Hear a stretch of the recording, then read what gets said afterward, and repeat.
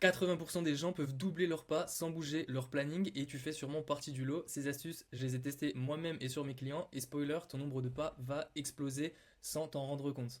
Et oui, t'as compris, on va bien parler de comment faire plus de pas sans prendre plus de temps.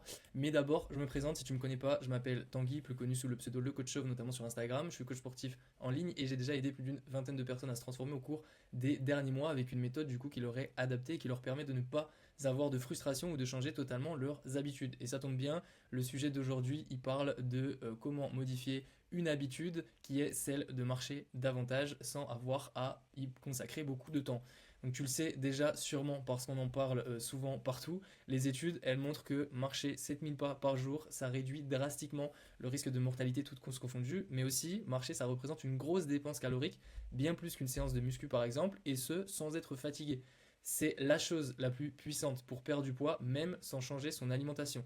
Dans cette vidéo, on va pas parler d'études, je te rassure. On va parler concret. Marcher plus, c'est top, mais comment le faire quand on a peu de temps? Le premier tips que je vais te donner, c'est faire un peu souvent. Marcher 5 minutes par-ci, 5 minutes par-là, c'est ce qui va t'aider à faire exploser ton nombre de pas sans prendre davantage de temps. Ça paraît insignifiant, mais à la fin de la semaine, ça change énormément. Marche 5 minutes dès que tu peux. Marche lorsque tu téléphones, lorsque tu réfléchis, lorsque tu réponds à tes messages ou tes mails sur ton téléphone. En gros, tout ce que tu peux faire en le faisant en marchant, fais-le. Arrête-toi à un arrêt de métro ou de bus avant, gare la voiture à 5 minutes à pied de ta destination. Fais tes trajets courts à pied au maximum d'ailleurs. Marche par exemple 5-10 minutes au réveil si tu peux. Déjà, ça permet de mettre le corps en mouvement pour bien se réveiller et ça a plein de bienfaits dès le réveil. Marche 5-10 minutes avant et ou après ton repas du midi. Ça te permet aussi du coup de faire une transition entre le travail et le repas et ça te permet aussi d'éviter les coups de barre.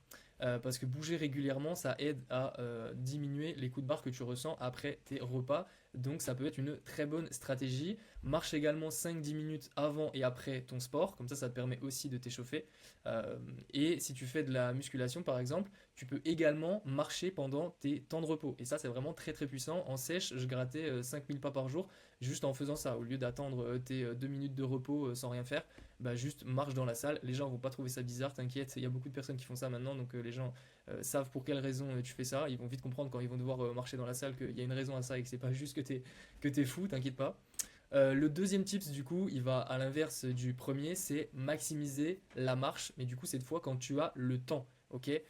C'est en complément du coup du premier tips. Donc en gros, essaie de marcher fréquemment un petit peu, donc les 5 minutes le plus souvent possible, mais également dès que tu as le temps, essaie de maximiser la marche. Donc typiquement le week-end, comme tu travailles pas, tu as sûrement davantage de temps, donc sors marcher 30 minutes, 1 heure le samedi et pareil le dimanche.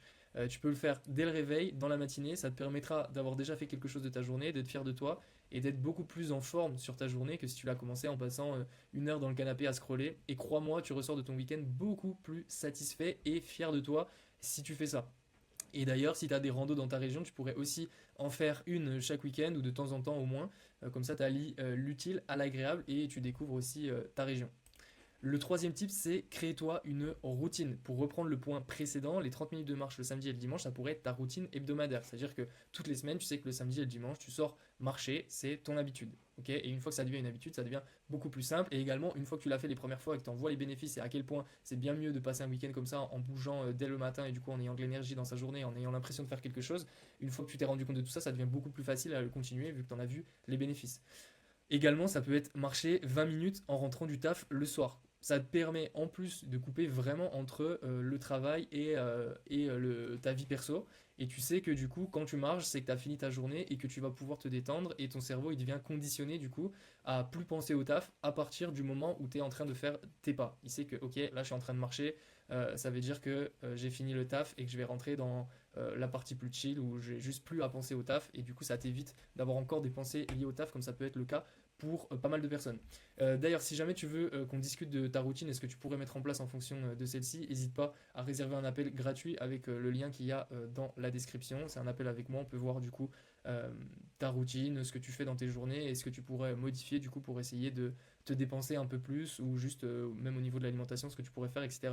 C'est gratuit, ça ne t'engage à rien, donc je te laisse checker le lien dans la description. Le quatrième tips que je voulais aborder, c'est investir dans un tapis de marche. Donc ça, c'est plutôt bonus, ok, c'est pas pour tout le monde, mais il existe des tapis légers et qui sont peu encombrants que tu peux avoir chez toi.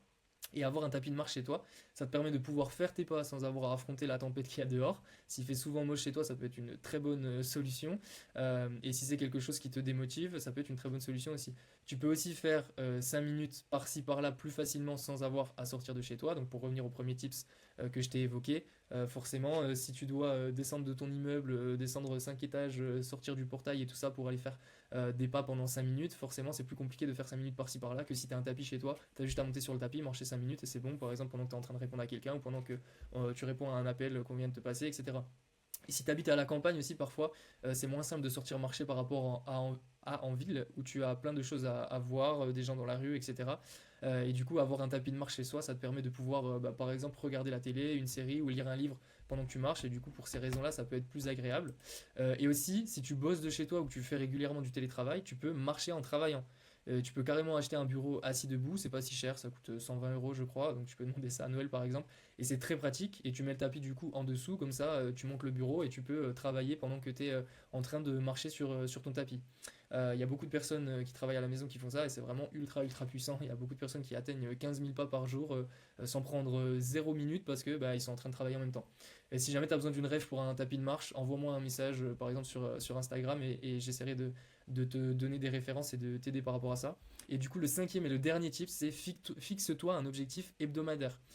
Pars de la base de pas que tu fais déjà sur ta semaine, donc check ton appli santé de ton téléphone, ou si tu as une montre connectée, check ta montre connectée, et fixe-toi un objectif hebdo de 10 000 pas en plus par rapport à ce que tu fais déjà, ok. Et t'augmentes progressivement jusqu'à être à au moins 7 000 pas par jour, soit environ 50 000 pas hebdo, ok. Et une fois que tu es à ça, tu peux encore augmenter évidemment. Pourquoi un objectif hebdomadaire? Comme ça, si un jour tu n'as pas du tout le temps et que tu fais moins de pas, tu vois pas ça du coup comme un échec, ok. Et tu peux ajuster en faisant plus sur les jours d'après parce que tu sais que ce qui va importer, c'est que tu atteignes ton objectif à la fin de la semaine. Donc moi, je trouve que ça donne plus de liberté et que ça laisse un peu plus... ça fait un peu moins culpabiliser, du coup, quand tu as des jours où tu peux vraiment pas beaucoup marcher, d'avoir un objectif qui est plutôt sur la semaine plutôt que sur le jour. Également, tu peux essayer de le faire avec un ami ou avec quelqu'un de ta famille, ou alors si tu as un coach par exemple, essayer de se fixer des objectifs à plusieurs. Comme ça, vous vous motivez, vous pouvez aller marcher ensemble par exemple le week-end aussi. Et surtout, tu as des comptes à rendre. Donc ça motive et ça empêche de lâcher. Ok. Et pour ça, vous pouvez même par exemple vous mettre un gage si tu fais cet objectif-là avec un ami. Celui qui respecte pas l'objectif de pas à la fin de la semaine, il doit, j'en sais rien, payer un resto à l'autre, peut-être quelque chose d'autre, vu que si tu essaies de perdre du poids, payer un resto, c'est peut-être pas la meilleure chose, mais tu vois, mettre un petit gage comme ça à celui qui respecte pas pour vous motiver du coup à bien atteindre votre objectif de pas sur la semaine et du coup favoriser votre perte de poids ou juste le fait d'être en meilleure santé. Donc, on a vu 5 tips du coup qui te permettront de marcher plus sans prendre davantage de temps et donc de vite améliorer ta santé et perdre du poids.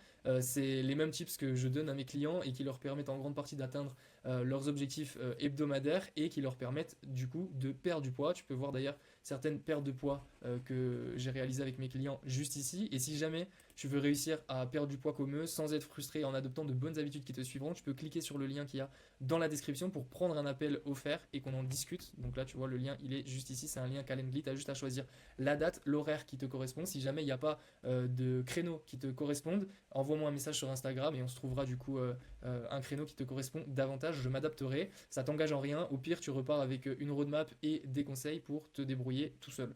Donc voilà, merci de m'avoir écouté et en fonction de quand est-ce que tu regardes cette vidéo, je te souhaite une bonne journée ou une bonne soirée.